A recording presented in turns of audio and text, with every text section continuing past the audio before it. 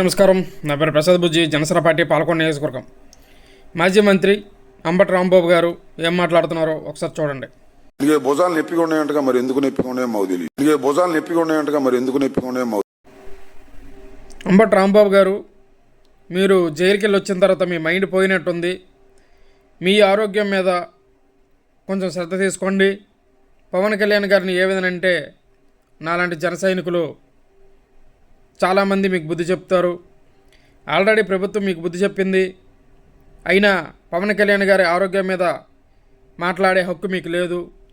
మీ mind కానీ సరిగ్గా లేకపోతే వైజాగ్ వచ్చినట్టుంటే వైజాగ్లో మెంటల్ హాస్పిటల్లో మిమ్మల్ని మీకు చూపిస్తాం.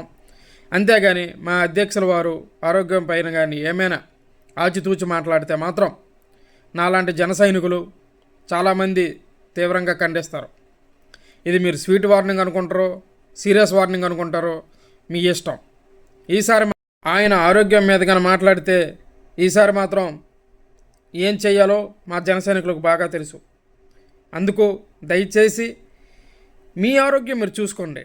అంతేగాని మా పవన్ కళ్యాణ్ గారి ఆరోగ్యం మీద సెటైర్లు వేస్తే మాత్రం ఏం జరుగుతుందో అది మరి దేవుడికే తెలుసు. దయచేసి అర్థం చేసుకుంటారని నా మనవి. జై హింద్.